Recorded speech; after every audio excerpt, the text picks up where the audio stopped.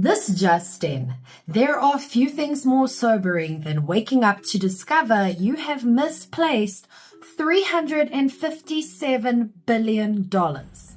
That is not a typo. According to IOL, Microsoft shares fell 10% in a single week after reporting record spending on artificial intelligence, while growth in its core cloud business slowed. In 2 trading days, roughly $357 billion in market value vanished. For most of us, that number is so large, it stops feeling real. It is the sort of figure usually associated with national budgets or space programs, not quarterly earnings calls. Yet the lesson for small business owners is surprisingly practical. Microsoft has been one of the most aggressive companies in the AI race. It has invested billions into infrastructure and deepened its partnership with OpenAI. It is embedding generative AI tools into Windows, Office, and its Azure cloud platform, while restructuring and cutting thousands of jobs. On paper, it looks bold and future-focused. But investors care about one word above all others: return. Which brings us to what ROI is and why it matters. So ROI stands for return on investment. In plain English, it answers one question. If I put money in, do I get more money out? Microsoft reported a 66% jump in capital spending to $37.5 billion in the last quarter. At the same time, growth in Azure slowed compared to the previous quarter. That combination made investors nervous. When spending rises sharply and growth slows, it suggests the investment might not be paying off as quickly as expected. Bloomberg reported that analysts began questioning whether these massive AI investments would generate meaningful returns. One strategist even suggested the shares needed to be revalued closer to historic norms because strong ROI now seemed unlikely. That is investor language for we are not convinced that this is working yet. Now here's why this matters to you. You might be thinking, I don't run $1 trillion tech company, so why should I care?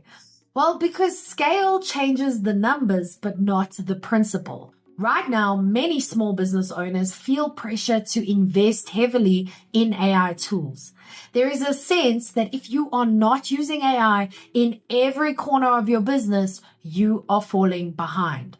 Some are buying expensive software subscriptions, automating everything in sight, and rebuilding workflows around tools they barely understand. The Microsoft story reminds us that enthusiasm is not the same as strategy. This is the AI gold rush problem. When a new technology emerges, there's often a gold rush phase. Companies invest quickly to avoid being left out. In the United States, Microsoft, Alphabet, Nvidia, and Amazon have all poured billions into AI infrastructure. When Microsoft stumbled, the ripple effect briefly wiped out more than $100 billion off the value of some of those companies as well. This tells us something important. Marketers are starting to ask harder questions. Is the spending producing real productivity gains? Are customers paying more because of these features? Is the investment sustainable? Even the IMF's chief economist recently warned that the global economy's reliance on a US-led AI boom could become risky if promised productivity gains fail to materialize. In simple terms, if AI does not make businesses meaningfully more efficient or profitable, the current investment wave could pull back sharply.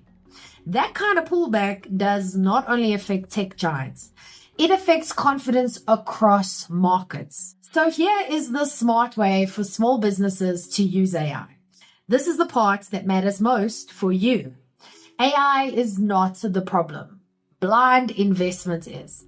As a StoryBrand certified guide and duct tape marketing consultant, I always come back to clarity and focus. Most service-based businesses do not fail because they lack the latest tool. They struggle because they lack clear messaging, consistent lead generation, and simple systems that convert interest into revenue. If you are considering AI, ask yourself 3 questions. Number 1, what specific problem am I solving? Do not adopt AI because it sounds impressive. Use it to solve a defined problem. For example, reducing admin time, improving response speed, or generating first drafts of content that you then refine. If you cannot name the problem clearly, pause. Number 2, how will I measure success? Set a simple metric. Time saved per week, cost reduced per month, leads generated per campaign. Without measurement, every tool feels productive even when it's not. Number 3, is this supporting my core offer? If you run a consulting firm, AI should support your client delivery or marketing clarity, not to distract from it. If you own a plumbing company, it should help you book more jobs or manage schedules more efficiently. Technology should amplify your strategy, not replace it. Here's the bigger marketing lesson. The deeper lesson in Microsoft's loss is about alignment. Microsoft's quarterly profit was lifted by its OpenAI investment, yet its personal computing and gaming units declined. Growth slowed where it historically thrived, while spending surged where returns are still uncertain. For small businesses, misalignment often looks like this: spending heavily on branding before validating demand, investing in automation before fixing the sales process, buying complex software before clarifying the offer. Clarity first, investment second. If your message is confusing, no amount of AI will fix that.